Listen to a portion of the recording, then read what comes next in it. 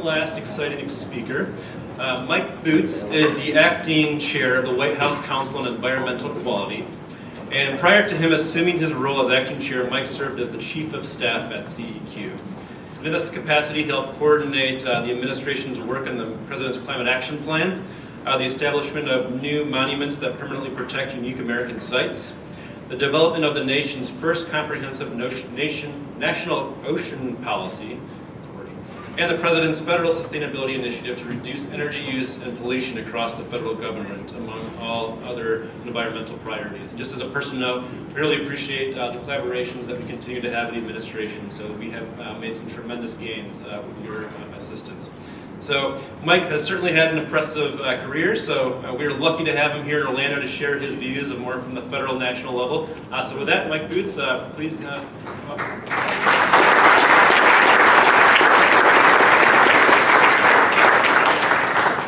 Thank you, John. Thank you. Good morning, everybody. It's great to be here. It's always good to leave hot Washington, D.C. and come to hot places like Orlando in the middle of August. So anyway, thank you, John, for your personal comment as well about the partnership between us and the city of Orlando. You guys are doing great work down here, and I want to thank the mayor and the city for both hosting this today and getting all of you in a room together, but also for inviting me down to be a part of it. I was here to listen to some of the earlier conversation, and I should say, first of all, I caught the tail end of Senator Nelson's comments as well, and you all should feel like you have a really great voice in Washington working for you on these issues. He has been really useful as this debate has taken hold in Washington and has been looking out for Florida's interests, but really pushing the envelope on where we head next. So, but it's no surprise to me that some of the best conversations, like I was hearing in the last hour from the panel, are happening in cities, big and small, across this country, like Orlando. Whether,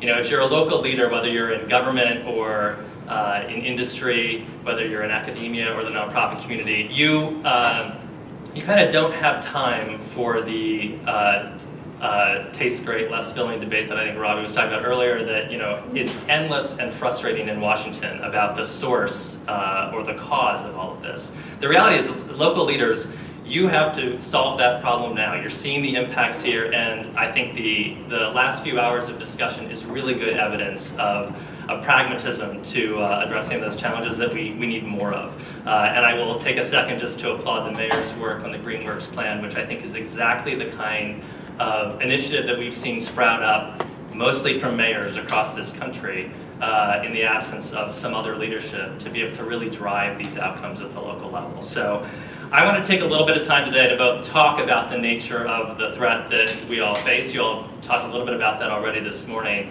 but then spend a little bit of time talking about the kinds of things we can be doing together to address that now and into the future. So let me start with what we know this threat to be and what the science is telling us. The science is pretty clear that the climate is changing, and the science is pretty clear that the climate is changing due to human activity. We also know that climate change is not something that's far off or that's a distant threat, right? It's something that is affecting our economy now, it's affecting our coasts, it's compromising our safety and our security, as we talked about in this last panel. It's too big for any one government to handle, and quite frankly, it's too complex for any single approach to try to tackle it. And so I think, as evidenced by these earlier conversations, we need folks from all sides kind of in on that discussion. As 100 or more scientists talked about just a few months ago, they released the most comprehensive assessment to date of the impacts to the United States of climate change. It's called the National Climate Assessment. And it's a super long scientific document, but if you boil it down, it is sort of the clearest signal and alarm bell that we could be ringing about the impacts that are happening across this country. And what it basically says is that the climate change impacts are happening right now in every region of this country, differently in each region, but they're happening in each region, and they're impacting key sectors of the economy today. And that obviously rings true for you here in Florida. You all are experiencing increased hurricane risk, you're experiencing more extreme heat, and of course your coasts and your coastal infrastructure are constantly threatened by sea level rise, which in turn has sort of grave implications for your booming tourism economy that is largely built around your coast.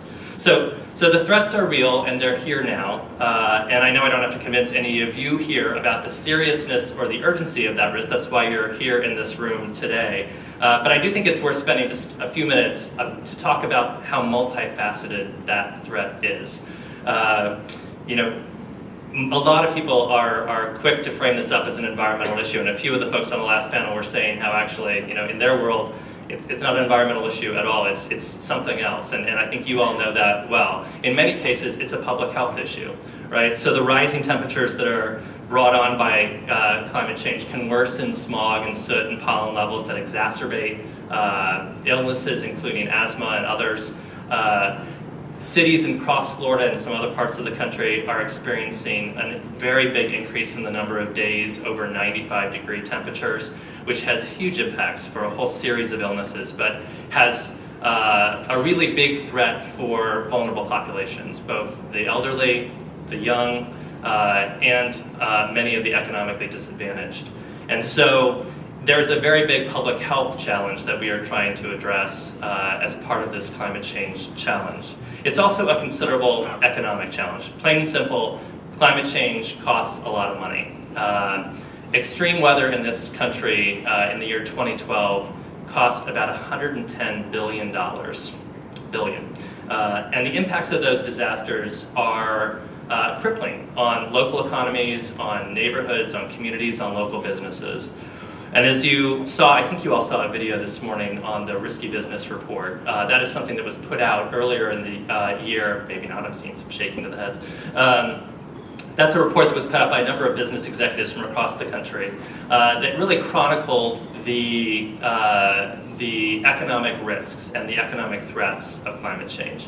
And it was pretty simple in its conclusion as well, that the longer we wait, the greater those risks are. And that report echoed much of what was put out as well earlier in the month by a report from the White House Council of Economic Advisors, which essentially said that the longer we wait to tackle climate change, the greater those costs are going to be. So when we talk about those climate risks and economic costs, I mean, the downside is that those are not costs that are being borne by some big distant polluter. Those are costs that are happening by local businesses. They're happening with families, with taxpayers, with cities like Orlando and others across the country. And so it's safe to say that that threat poses a very real challenge economically to our public health, to our safety, and to our environment. And so we are going to need to tackle that from a bunch of different angles and from a bunch of different sectors. I said earlier that government can't tackle this alone, and that is true, but there are some things we can be doing as a federal government that hopefully helps move the ball forward. One thing we can do, if we get it right, is to spur some innovation, some of the innovation we were just talking about on the last panel, to change the way that we think about providing power and the way that we fuel and energize all of the work that is happening across our economy.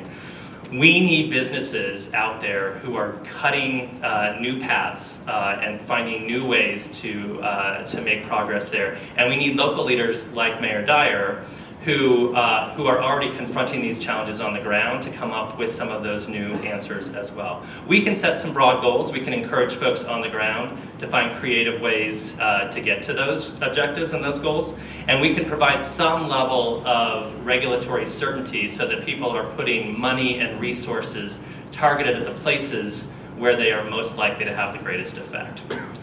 But let me move away a little bit from the challenges of climate change and talk a little bit more about some of the work we can be doing together. About a year ago, the President put out his climate action plan. It's a three-pronged plan that is meant to reduce carbon pollution across this country, to prepare communities for the impacts of climate change that they can no longer avoid, and to lead on the international stage, because this is not just a domestic challenge, it is a very real international challenge.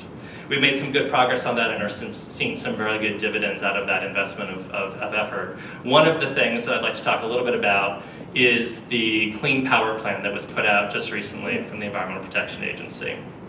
Now, we were talking, folks on the earlier panels were talking about the kind of contributions of carbon pollution and others from the variety of sectors across the country. And we have spent a lot of time, as have people in the private sector and the public sector at different levels of government, tackling some of these other primary sources, whether it's the transportation sector and the work we've done around fuel efficiency standards and other things like that, or whether it's buildings, both commercial, municipal, and industrial, and thinking about the efficiency and renewables that can be used to power those.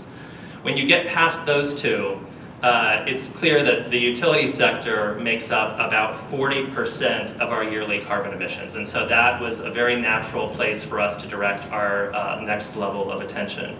And so what we're doing, what EPA is proposing through this Clean Power Plan, is to come up with some common sense standards that are the first time ever that the US government has set limits for carbon pollution, and give states the flexibility they need to meet those standards, to give them a chance to look at the current mix that they have of power sources, and to find ways that get them to a cleaner energy future on the path that makes the most sense for them. So for some people that might mean shifting to renewables. For some people that might mean investing in ways to modernize their existing aging fleets.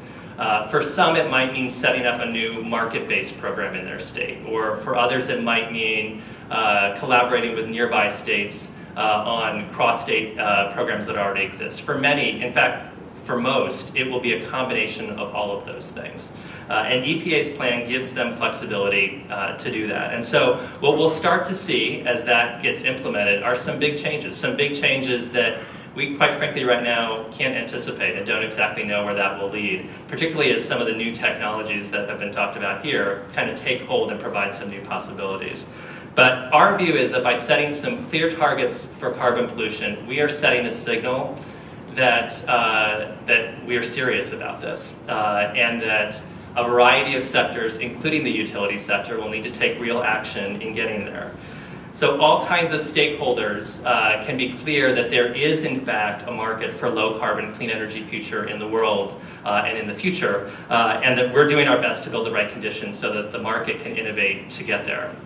Once those standards are in place, I think what we're going to start to see are some real important benefits. So I want to just take a second to highlight a few numbers that are kind of embedded in that Clean Power Plan, because I think they're important takeaways. The first is 30%. That's how much we expect carbon emissions to be reduced from the power sector by 2030 compared to the levels of that pollution in 2005. And so 30% is a big number, given where we are in the way that we power ourselves around this country. The next number is 8%, and that's the number that we expect electricity prices to be reduced through this plan, both because of great increases in energy efficiency that will be spurred by this, but also by reducing demand in the electricity systems to meet some of those standards that EPA is proposing. The next number is 93 billion, which is a very, very big number, and that's how much the public health and climate benefits we expect to see could be worth each year by 2030. Each year, 93 billion, which dwarfs, frankly, the costs that are expected from this proposal, which are roughly a little bit less than $9 billion. And then there are a few others. There are avoided asthma attacks of about 150,000 a year, 6,500 premature deaths, and then there's the tens of thousands of jobs that we expect will be created in the clean energy industry and elsewhere as this really kicks into gear. So we are taking some important steps to cut carbon pollution, steps that will have a real impact. But as we do that, as we take those steps, and as you take those steps, it's important that the federal government does its part as well. And so we recently announced that we had cut our greenhouse gas emissions by 17% since 2008, which is the equivalent of taking about 1.8 million cars permanently off the road. And that success is helping us meet some really clear benchmarks that the president laid out in an executive order back in 2009 on a whole variety of sustainability fronts, energy, water, facilities, and a whole variety. And so we're working hard to ensure that the federal government can lead by example, but we really are going to need to have everybody involved in order to help make that happen. And so together with all that work to reduce carbon pollution, I am spending a lot of my time focused on making our future a more resilient one as well. And that's because carbon has been building up in our atmosphere for decades, and it will continue to do so even with the reductions we're talking about. And so as that happens, we're going to need to make sure that we're continuing to make sure that we're prepared and more resilient for those impacts as they come on board. And that's going to manifest itself in different ways in different localities around the country. So we've been working with local leaders to try to make sure that we as the federal government can be the best partner that we can be as they're taking steps to prepare themselves for those impacts. The President knows very clearly that the best ideas on that front are not ones that are going to come out of Washington, D.C. They are not from inside the Beltway, but they're happening in places like Orlando and other cities. And so he charged a group of governors and mayors and county officials and tribal leaders that are part of his task force on climate resilience and preparedness to come back with recommendations on things we could be doing at the federal level to modernize grant and loan programs or remove barriers to resilient investments. He basically laid out a charge to them to say, tell us where we can provide better incentives to get these kinds of results that we're talking about. And on the flip side, tell us places where the federal government can get out of the way. If there are good examples of smart tactics happening at the state and local and tribal level, but you need us to move away so that those can kind of take hold, let us know.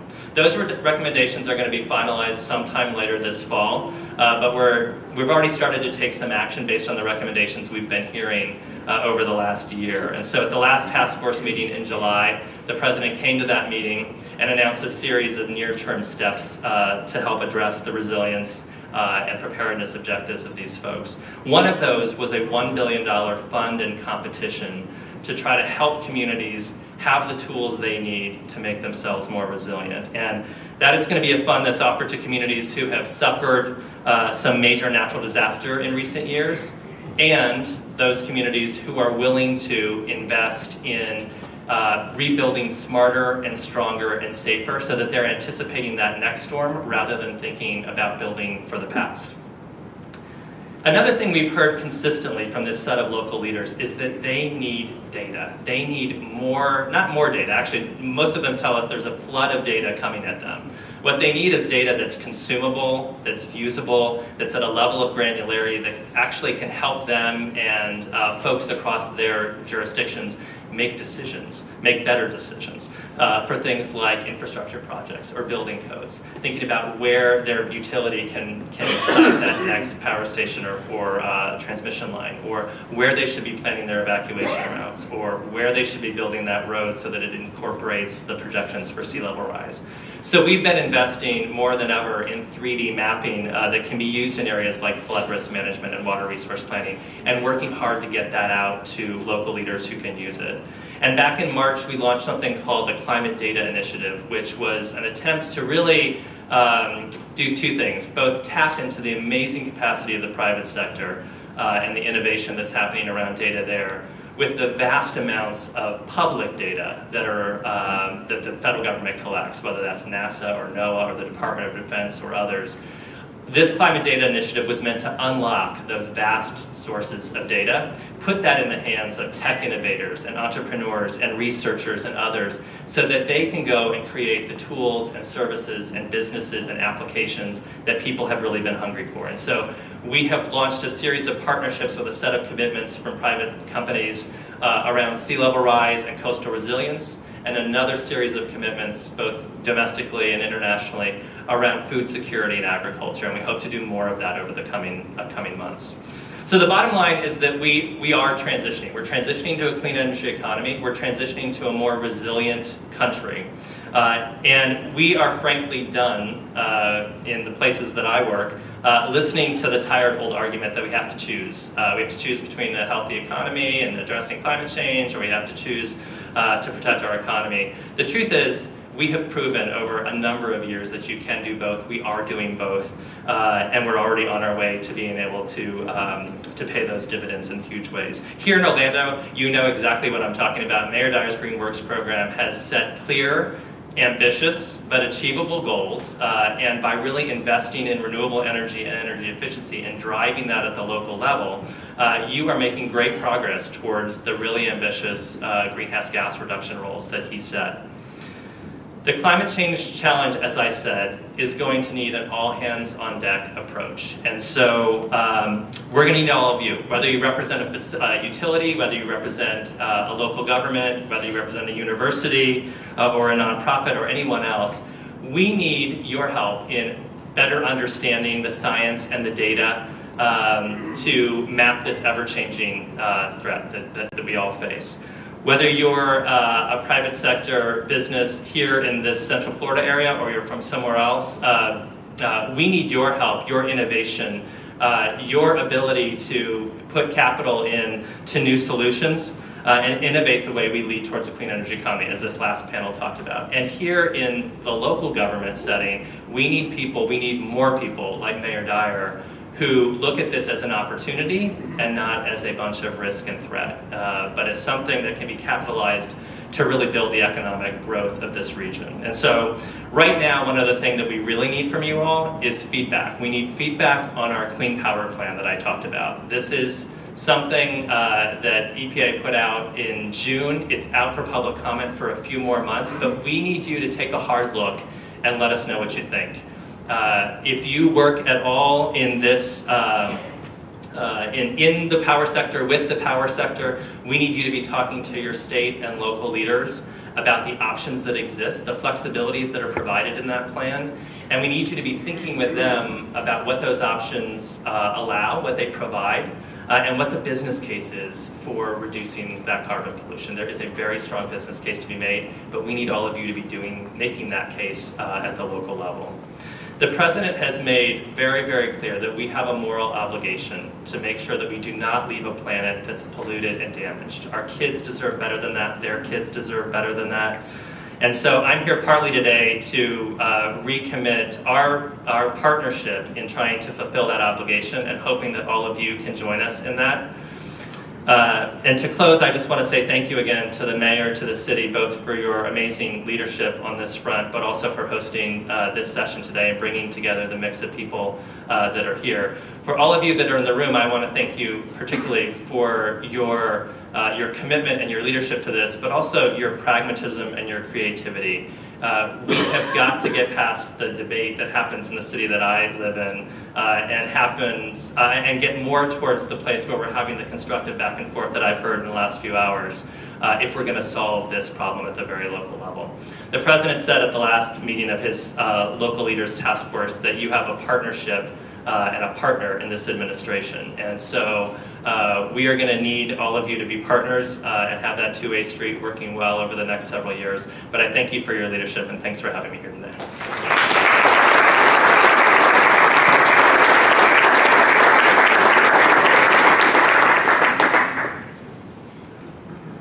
Well, thank you so much for joining us today.